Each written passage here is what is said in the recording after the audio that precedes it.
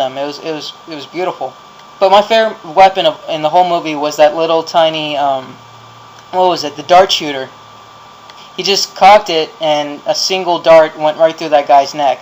A nice silent way to kill someone. That was an ingenious weapon. Now, those of you who are going to go see this movie, you're going to see that he uses his weapons, especially his RPGs, in very interesting ways. And when you see this movie, you'll know what I mean.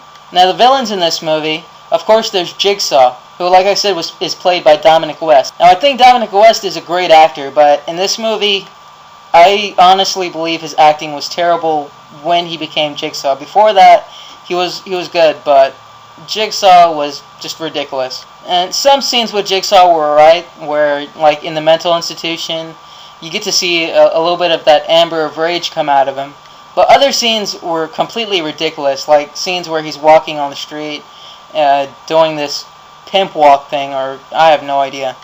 Looney Bin Jim, played by Doug Hutchinson, or Dodge Hutchinson, I'm not really sure what his name is, overacted the shit in this movie. He reminded me of the villain in Con Air. You know, the leader, the guy who was bald with the goatee? He overacted like there was no tomorrow. The only memorable scene of his is when Jigsaw looks into the mirrors and is disgusted by the way he looks, because he was very much, in love with his looks before he became Jigsaw. And where the scene where he starts breaking the mirrors for his brother, that was a good, memorable scene. But besides that, he was terrible in the film. Also, there was Newman, who played Microchip, which did an alright job. Now, I'm not saying his acting was bad or anything. In fact, he is a good actor. But I really wish that they would have, casted someone else besides Newman to play this guy.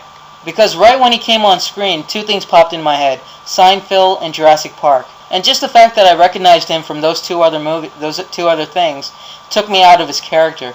And also in this movie, there's the wife and child of the undercover cop who had been killed. The wife, played by Julie Burns, I don't know what the hell their last name is. She did a decent job in her role. But then again, she wasn't really that big of a important character, so there was nothing she did that was that memorable. Great actress, but, the role wasn't big enough. Now, the biggest problem I have with this movie has to be the little girl. You'll understand what I'm saying when you see them film, but what I'm asking is, was she, retarded or something? What the fuck was wrong with this little girl? There's a scene where her mother is holding a gun to the Punisher's face, and right when she's in the middle of this tense moment about to shoot him, the little girl's like, "Mommy, have you seen my red pen? I can't finish my drawing without my red pen." And other scenes where she's inside the Punisher's lair, and she's fucking running around like she's hopped up on sugar going through his shit. Yeah, that's the logical thing to do, little girl. You're in some fucking underground lair with this homicidal maniac, and the best idea you have is to go through his shit, right? This girl just had her father killed, and a day later, she's already clinging on to Frank Castle like he's his father. This girl was fucking retarded. If anyone ever meets this actress in real life, fucking punch her in the face. Speaking about being punched in the face, there's a lot of interesting deaths in this movie. You see the most interesting decapitations you have ever seen in your life. Ways to kill a man that you have never thought of. People's heads explode, people are disemboweled, people just fucking explode. People vaporize in this movie. Everyone in this movie gets shot in the head or decapitated. One guy gets his face punched in, and another guy practically gets crucified against the wall.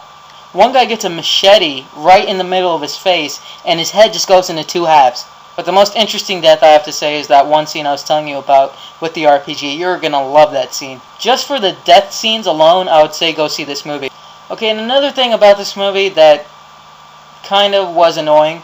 Okay, it was a major thing that kind of ruined some parts of the movie for me. This movie suffers from what I call extra character syndrome. There's characters in this movie that are just not needed to be there. This movie has Frank Castle, Jigsaw, Jigsaw's brother Looney Bin Jim, Jigsaw's two, cronies, 3 acrobatic / methamphetamine junkies. There's Microchip, there's the girl and the daughter. There's Microchip's assistant, this ex-Latin King guy. There's a police officer who admires Frank Castle for what he's doing. And there's an FBI agent who's after Frank Castle who eventually likes Frank Castle. So all in all, there's like, what, 10, 15 guys in this movie?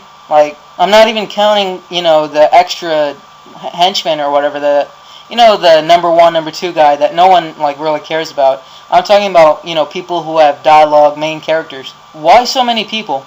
There's this whole plot where this FBI guy is sent down to the local PD to try to bring in Frank Castle. And his storyline leads to nothing. Meaning, this whole time we've been following this character, it was pointless. Meaning, there was no need for this character whatsoever in the movie. Also, Looney Bin Jim, he was alright, but, also, he could have, you didn't really need him in the movie. And the two lackeys that follow Jigsaw, they were completely useless. There was no need for them whatsoever. Another thing about this movie that was ridiculous is this whole time the police and the FBI are looking for Frank Castle, and there he is in the middle of the street, walking in public in full armor. He walks down to the subway, like onto the train tracks, into his hideout. I'm going in my head, is no one seeing this? Is no one calling the cops? Now I realize that the police, they love the Punisher. They make that quite obvious in this movie. Where in the comics, he's had an on-again, off-again relationship with, the law enforcement. Like, local cops, like the lower guys, they love him because he does what they're not able to do. But the higher-ups, like the FBI and S.H.I.E.L.D. or whatever, they've always had a problem with Frank, and they're always the one who try to go after him. So I guess, that's what you could say, that even, like, the local people that he's walking around, don't call the cops and say, hey, I just saw the Punisher go by. Maybe it's because, they love him.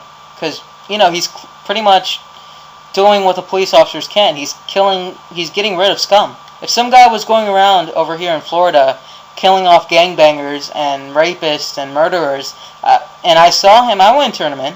Now, another thing that this movie gets into, it gets into the duality of the character Frank Castle, and Jigsaw as well.